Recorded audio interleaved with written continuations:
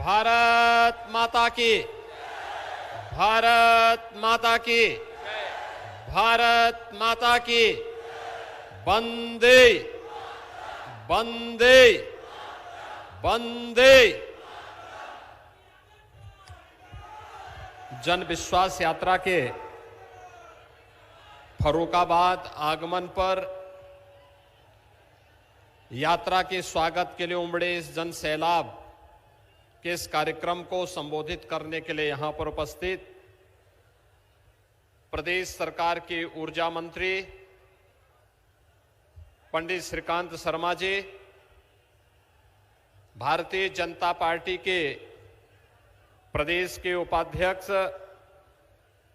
श्री दिनेश जी, क्षेत्रीय अध्यक्ष श्री मानवेंद्र सिंह जी, यात्रा के प्रभारी श्री बाबूराम निषाद जी, जिला के प्रभारी और विधान परिषद के सदस्य श्री अरुण कुमार पाठक जी, माननीय सांसद श्री मुकेश राजपूत जी, जिलाध्यक्ष श्री रुपेश गुप्ता जी, प्रदेश अध्यक्ष युवा मोर्चा श्री प्रांशु दत्त द्विवेदी जी, माननीय विधायकगण श्री अमर सिंह खटीक जी, सुशील साक्य जी, मेजर सुनील दत्त जी, श्री नागेंद्र सिंह जी, अध्यक्ष जिला सहकारी बैंक श्री कुलदीप गंगवार जी, अरविंद प्रताप सिंह जी, पूर्व विधायक भूदेव सिंह राजपूत जी, दिनेश कटियार जी, सत्यपाल सिंह जी, श्रीमती मिथिलेश अग्रवाल जी, रामाश्रय दिवाकर जी,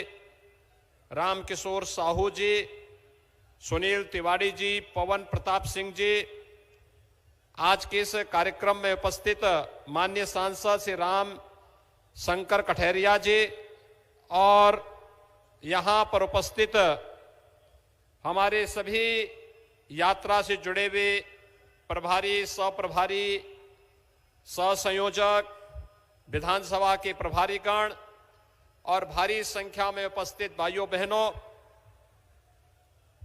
फर्रुखाबाद कई दृश्यों से विख्यात है।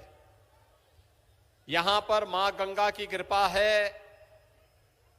भगवान बुद्ध का जन्म और महापरिनिर्वाण उन्होंने गोरखपुर क्षेत्र में लिया था, लेकिन कहते हैं कि यहां पर संकिसा में भगवान बुद्ध स्वर्गावतरण सीधे यहां की धरती पर उनका हुआ था और इसलिए इस धरती को नमन करते हुए आज यहां पर भारी संख्या में पूर्व सैनिक भी इस कार्यक्रम में आए हैं।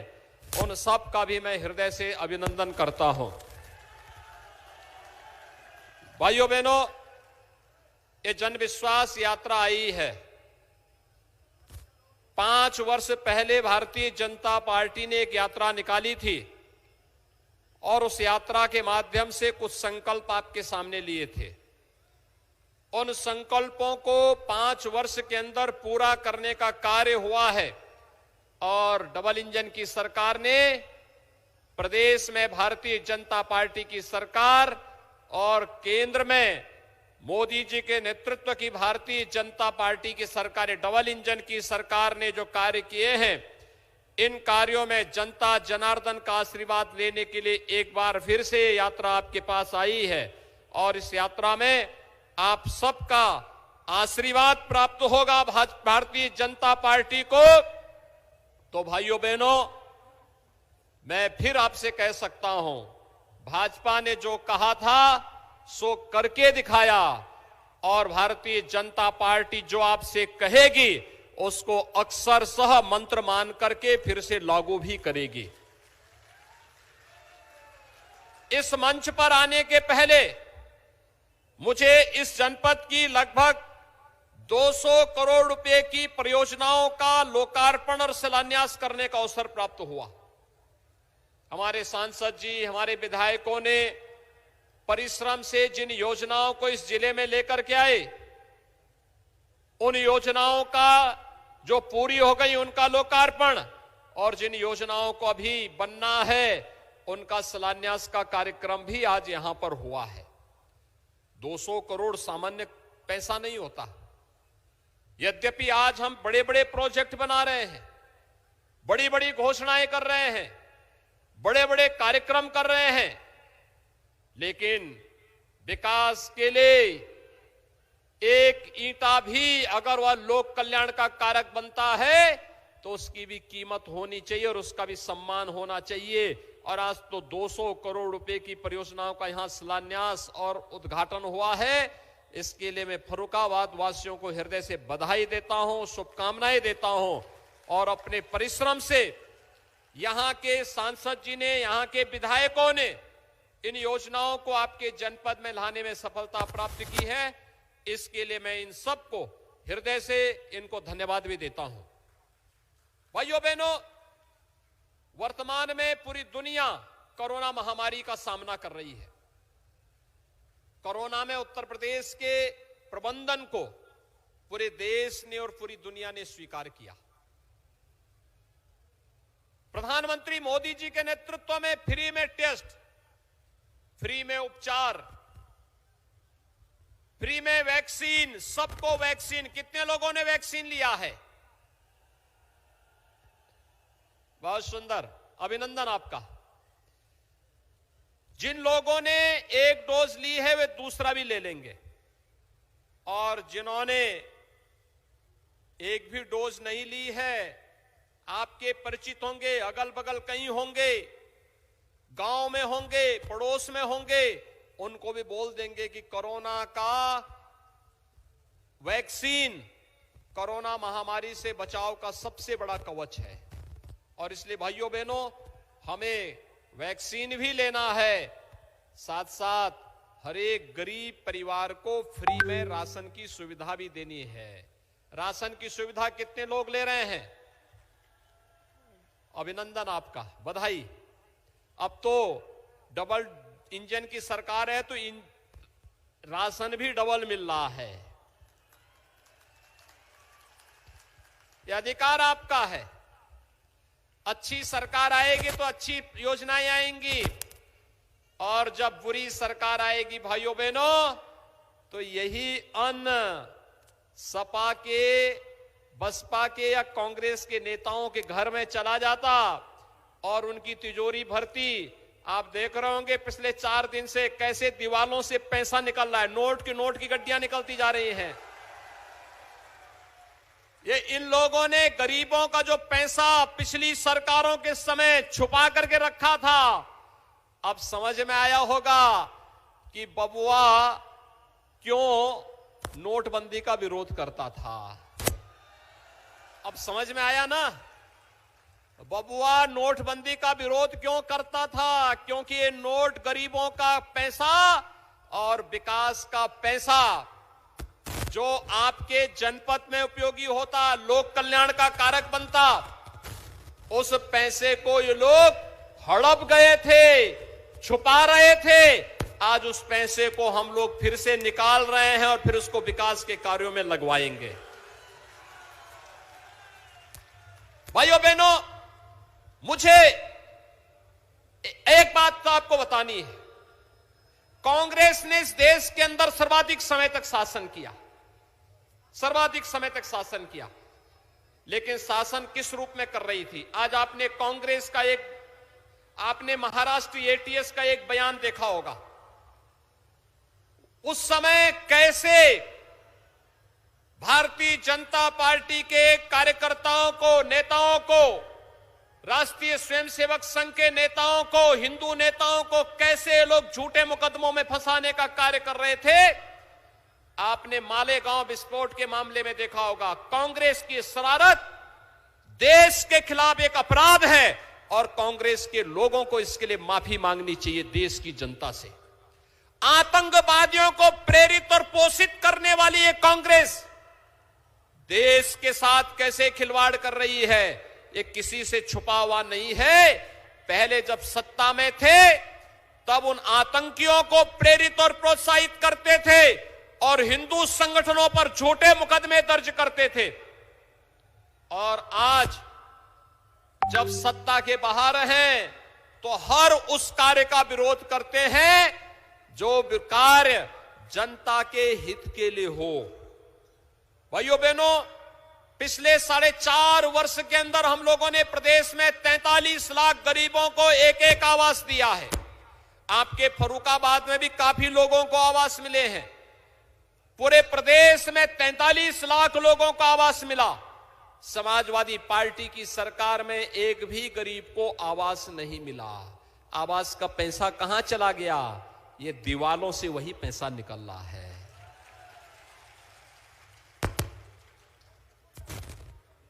पिछले 4.5 वर्ष में भारतीय जनता पार्टी की सरकार ने 2,61,00,000 लोगों को, परिवारों को एक एक शौचालय बना करके दिया। 58,000 ग्राम पंचायतों में सामुदायिक शौचालय बनाया। शहरों में भी पर्याप्त मात्रा में सामुदायिक शौचालय बनाए और सामुदायिक शौचालय को भी महिला स्वयंसेवी समूह को देकर के हर गांव में एक महिला स्वयंसेवी समूह से कहा, किसी एक निराश्रित महिला को इसके साथ जोड़िए, सरकार हर महीने उसे 9,000 रुपए देगी इसकी देखभाल और रख रखाव के लिए। लेकिन भाइयों बहनों, समाजवादी पार्टी की सरकार में गरीबों के लिए शौचालय क्यों नहीं बन पाए? क्योंकि समाजवादी पार्टी की सरकार की भावनाएं गरीबों के लिए नहीं थी, मजदूरों के लिए नहीं थी, किसानों के लिए नहीं थी और युवाओं के लिए नौकरी निकलती थी तो चाचा भी, भतीजा भी, मामा भी और महाभारत के सभी रास्ते वसूली पे निकल पड़ते थे। युवाओं को नौकरी नहीं मिलती थी, किसी भी युवा को नौकरी नहीं मिल पाती थी क्योंकि वह पैसा भी जाता था और उसके साथ साथ नौकरी से भी वंचित रह जाता था। भाइयों बहनों, हमारी सरकार ने पिछले 4.5 वर्ष के अंदर 4.5 लाख से अधिक लोगों को, नौजवानों को प्रदेश में नौकरी दी। 1,61,00,000 नौजवानों को रोजगार के साथ जोड़ा और 60 लाख लोगों को स्वतः रोजगार के साथ जोड़ने का कार्य किया। प्रदेश के अंदर जब अच्छी सरकार होती है वह रोजगार भी देती है, नौकरी भी देती है, सुरक्षा भी देती है, समृद्धि का मार्ग भी प्रशस्त करती है। याद करिए 2017 के पहले किसान आत्महत्या कर रहा था। 2017 में सरकार बनी, पहले किसानों का कर्ज माफ किया और कर्ज माफी के बाद फिर आज मुझे बताते हुए प्रसन्नता है, हमारी सरकार ने गन्ना किसानों का 1,51,000 करोड़ रुपए के गन्ना मूल्य का भुगतान अब तक कर दिया है। सपा बसपा सरकारों के 14 वर्ष के कार्यकाल में इतना गन्ना मूल्य का भुगतान नहीं हुआ था जितना 4.5 वर्ष के अंदर हमारी सरकार ने किया है। आखिर क्या कर रहे थे सपा बसपा के लोग? इनको तो नैतिक रूप से कोई अधिकार नहीं था कि जनता जनार्दन के बीच में जाए, लेकिन लोकतंत्र की प्रक्रिया है, अगर आ ही रहे हैं तो इनको जवाब भी दीजिए और पहले पूछिए बबुआ से भी, बुआ से भी, भाई बहन से भी, और पूछिए कि जब हम लोग कोरोना कालखंड में संकट में थे तब ये लोग कहां थे? ये सभी नेता उस समय होम क्वारंटीन थे, घर में छुपे हुए थे। आपने देखा होगा, मैं भी, श्रीकांत जी भी, हमारे विधायक भी, हमारे सांसद भी, हमारे पदाधिकारी भी सेवा ही संगठन मान करके एक एक व्यक्ति की जान को, उसकी जीवन को भी और उसकी जीविका को भी बचाने के लिए कार्य कर रहे थे। लेकिन सपा बसपा कांग्रेस के लोग कहां थे? इनका कहीं भी अता पता नहीं था। सबसे पहला जवाब तो ये, दोसा उनसे पूछना चाहिए कि गरीबों का मकान तुम्हारी सरकार के समय क्यों नहीं बन पा रहा था? ये फ्री का राशन गरीबों को पहले क्यों नहीं मिल पा रहा था? ये विधवाओं को विधवा पेंशन, वृद्धाओं को वृद्धा पेंशन, दिव्यांग जनों को दिव्यांग जन पेंशन क्यों नहीं मिल पाता था? और आज तो हम लोगों ने रसोइयों के मानदेय को भी 2,000 रुपए कर दिया है और साथ साथ ये भी कर दिया 2,000 रुपए मानदेय भी उनको हर महीने मिला करेगा। साल में 2 साड़ी भी मिलेगी, एप्रन का पैसा उनको उनके खाते में मिलेगा।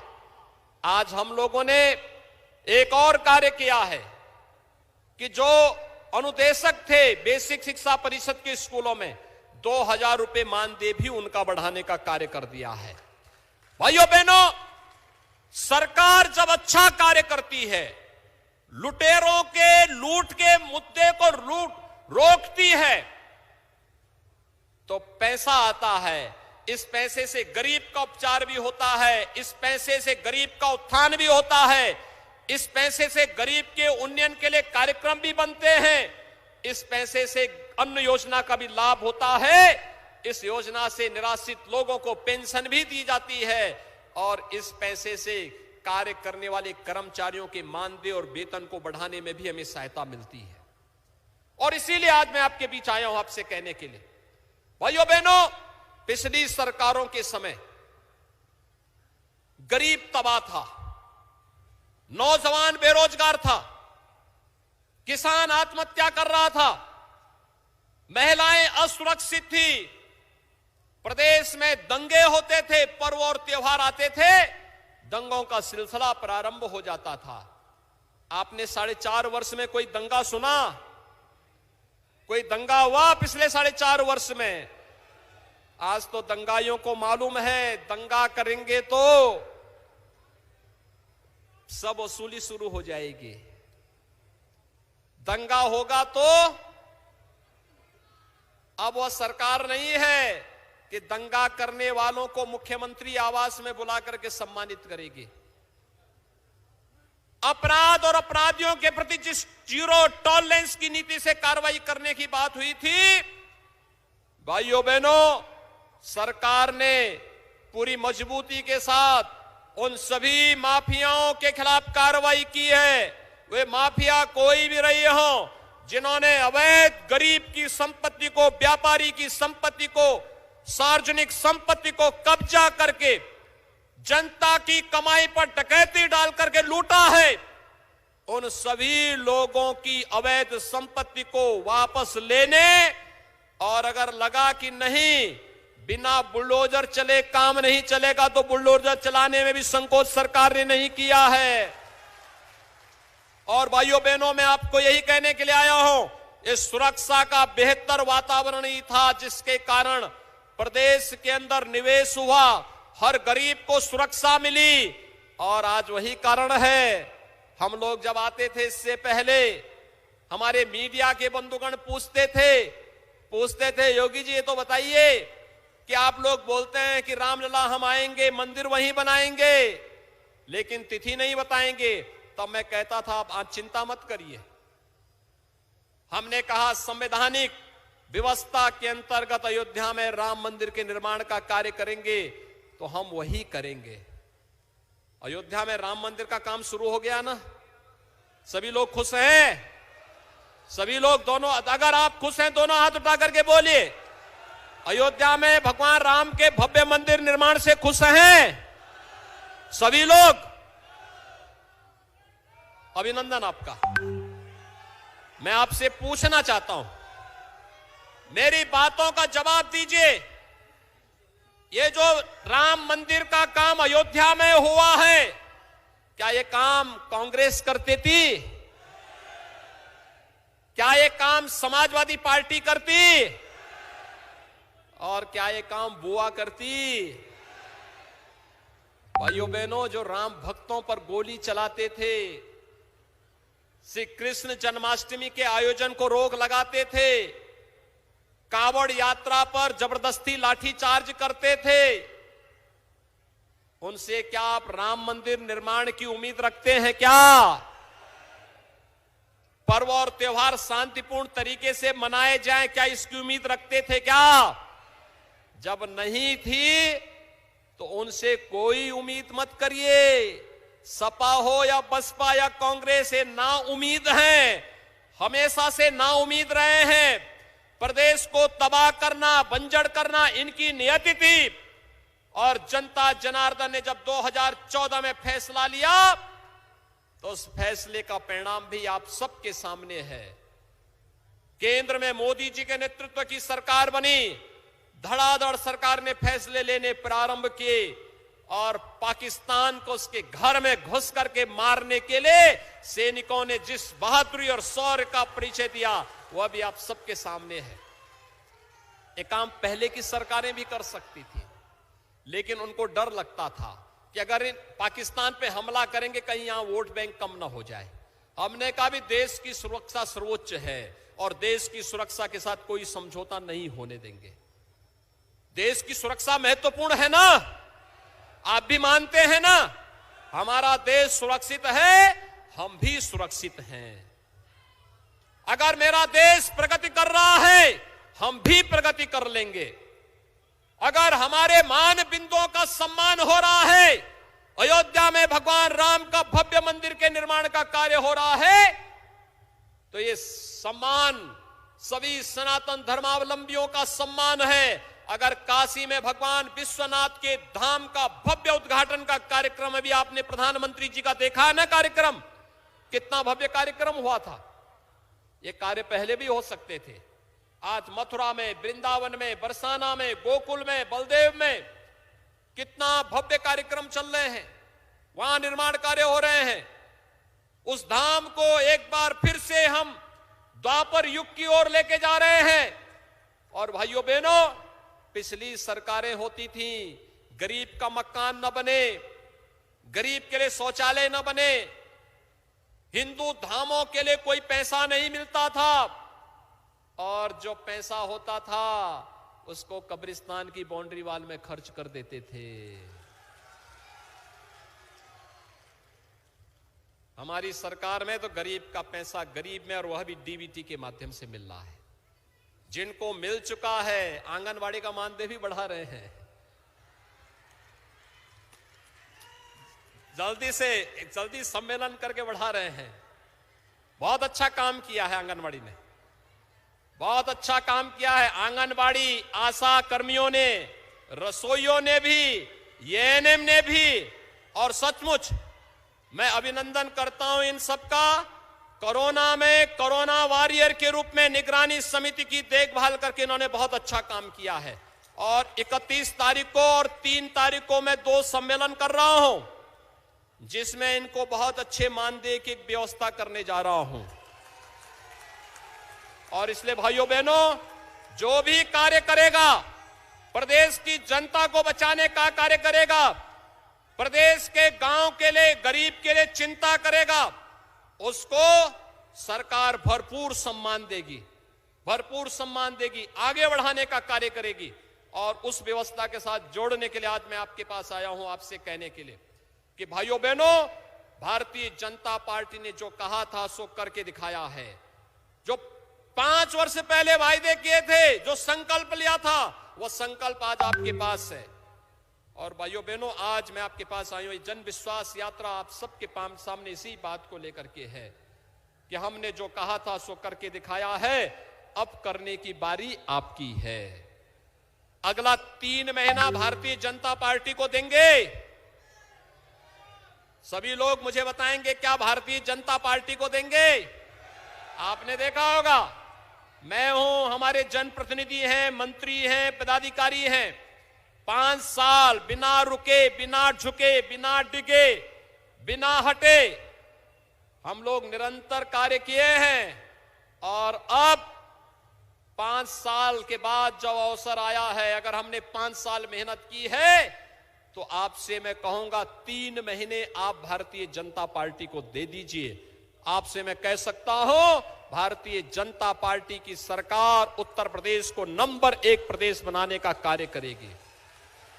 नंबर 1 प्रदेश का मतलब भारतीय जनता पार्टी के नेतृत्व में बनने वाला नंबर 1 प्रदेश का मतलब हर गांव का, हर गरीब का, हर किसान का, हर नौजवान का, हर महिलाओं का, सबके कल्याण का मार्ग बेहतर तरीके से आगे बढ़ना, उनकी आमदनी को दुगने से अधिक करना। अभी जो मेरे पास यहां पर अभी मुकेश जी ने और यहां के विधायकगण मुझसे कह रहे थे गंगा एक्सप्रेसवे का, लिंक एक्सप्रेसवे के बारे में, मुझे याद है पिछले दिनों आप लोगों ने एक बैनर लगाया था कि फर्रुखाबादी चूसे गन्ना। ये तो गन्ने का रस तो बहुत अच्छा होता है। मैंने इनसे कहा था, मैंने कभी आप लोग अकेले अकेले चूसते हैं, कम से कम एक गिलास गन्ने का जूस हमारे लिए भी लेके आ गए होते। और भाइयों बहनों, भारतीय जनता पार्टी की सरकार आने दीजिए, गंगा एक्सप्रेसवे का लिंक एक्सप्रेसवे फर्रुखाबाद से जोड़ने का कार्य सरकार करेगी। जो कार्य यहां पर हमारे विधायकगण सांसद जी कर रहे हैं, इन कार्यक्रमों को तेजी के साथ आगे बढ़ाएंगे। और आप सबको मैं इस बात के लिए आश्वस्त करता हूं, सुरक्षा समृद्धि का जो संकल्प लिया है, सुशासन का जो संकल्प भारतीय जनता पार्टी ने लिया है, विकास का जो संकल्प भारतीय जनता पार्टी ने लिया है, इस संकल्प के साथ आप सभी जुड़े और भारतीय जनता पार्टी के नेतृत्व की सरकार को लाने में अपना योगदान देंगे। आप सबको मैं एक बार फिर से जन विश्वास यात्रा के साथ जुड़ने, भारी संख्या में आने के लिए आपका अभिनंदन करता हूं। मैं जानता हूं पीछे बहुत सारे नौजवान हैं जिनको जगह नहीं मिल पा रही है, एकदम समुद्र की तरह हिलोरे ले रहा है, पीछे समुद्र की तरह पीछे हिलोरे ले रहा है, लेकिन वे लोग फिर भी अनुशासित होकर के इस पूरे कार्यक्रम में अपना योगदान दे रहे हैं। आप सबका मैं अभिनंदन करता हूं और आपको भारतीय जनता पार्टी के जन विश्वास के साथ जुड़ने और अगले 3 महीने भारतीय जनता पार्टी को देने का आह्वान करते हुए वाणी को देता हूं विराम। जय जय श्री राम।